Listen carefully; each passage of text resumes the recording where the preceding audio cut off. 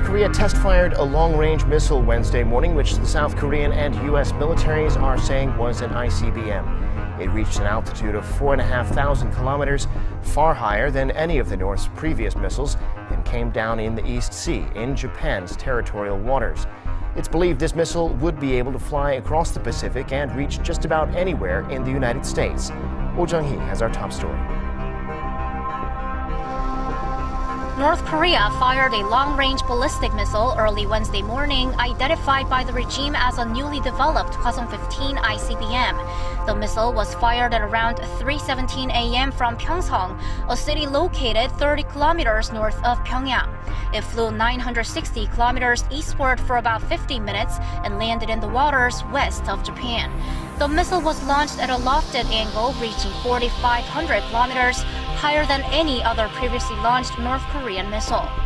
Hwasong-15 is seen to be an upgraded version of the Hwasong-14 ICBM. Compared to the Hwasong-14 ICBMs launched in July, experts say Hwasong-15 seems to have a stronger engine and so flies farther. The previous Hwasong-14 missiles could fly up to 8,000 or 9,000 kilometers, reaching the western part of the U.S., but Wednesday's missile will be able to fly 11,000 to 12,000 kilometers. That covers the whole United States, including the eastern area. And Pyongyang aimed to make an even greater impact out of this missile launch, launching it at early dawn. Firing a missile at 3 o'clock in the morning is indeed a sudden attack and helps the regime see how quick South Korea and the US are to respond. Also, as it's daytime in the US, the North aimed to send an even more alarming message to the US. But in contrast to how a couple of the regime's missiles flew over Japan in August and September and fell in the waters east of Japan, this time Pyongyang decided to step back. If the North makes its missile land near the US, then the political shock it sends to the world will be too large for it to handle, which may possibly lead to stronger international pressure. The other experts suggested this may be rather because North Korea was not able to make technological progress in other areas like re-entry technology. The North didn't mention re-entry technology in today's announcement, and instead of shooting the missile at a normal trajectory and let it pass over Japan, Pyongyang once again fired its missile at a lofted angle. This implies that it may have not solved other technological issues like missile re-entry. The Joint Chiefs of Staff say the recent launch could be seen as a protest against the recent economic sanctions against the regime, as well as Washington reinstating North Korea as a state sponsor of terrorism. The South Korean military stressed it is never letting its guard down and is always ready to strike back. South Korean forces launched precision strike missiles near the northern limit line in the East Sea just 6 minutes after the North Korean launch was detected. The JCS says it involved the Army's missile unit, one of the Navy's Aegis destroyers, and one of the Air Force's KF-16 fighter jets, each firing at a simulated target with the distance calibrated to match that of the location where North Korea test-fired its missile. The South Korean military is keeping close tabs on North Korea's military activities. Our military could destroy the origin of the provocation and nuclear facilities with precision on any given day from the ground, sea, or air.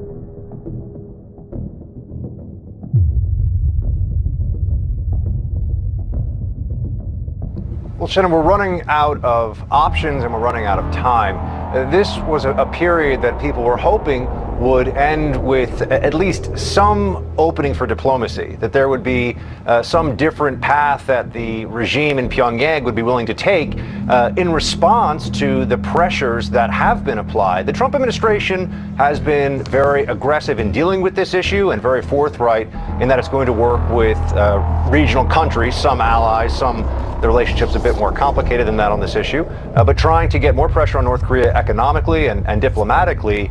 And when this is the response, this act of extreme defiance from Kim Jong-un, it's incredibly discouraging because time is not on our side here. They are on a progression. They are moving closer and closer to being able to hit us with a nuclear weapon here in the U.S. homeland, as we know, and we can't just continue to hope that diplomacy will work. So, as I said, there aren't any good options, and the options are getting smaller and smaller as time goes on. What you're basically saying is we are heading towards a major war on the Korean Peninsula again. Or you are heading toward North Korea with nuclear weapons. I think what the United States has to look at is destroying North Korea's ballistic missile facilities and its nuclear facilities. I think as well we would have to take steps to protect against North Korean retaliation against South Korea.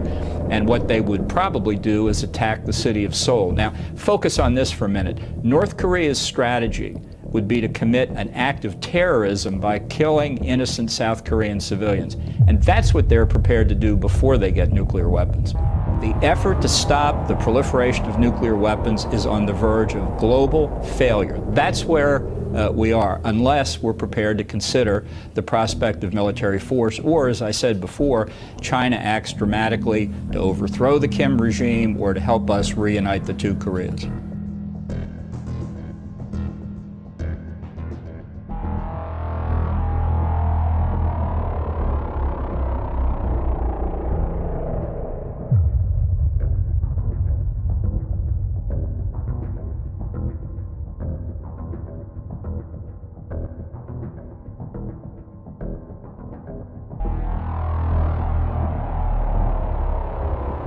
South Korea's intelligence agency briefed the National Assembly on the missile launched earlier Wednesday, explaining that the rocket appears to be an upgraded version of the Hwasong-14.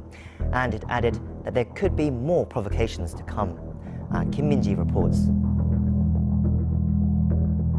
South Korea's intelligence agency says North Korea's latest missile is the most advanced ICBM that it has tested so far. At a parliamentary briefing on Wednesday, the National Intelligence Service was quoted as saying that it was an upgrade from the ICBMs the North has launched previously, flying higher and faster. The NIS said the distance flown was about 960 kilometers, with an apogee of around 4,500 kilometers. Given the high altitude and speed, it appears to be an improvement on the Hwasong-14.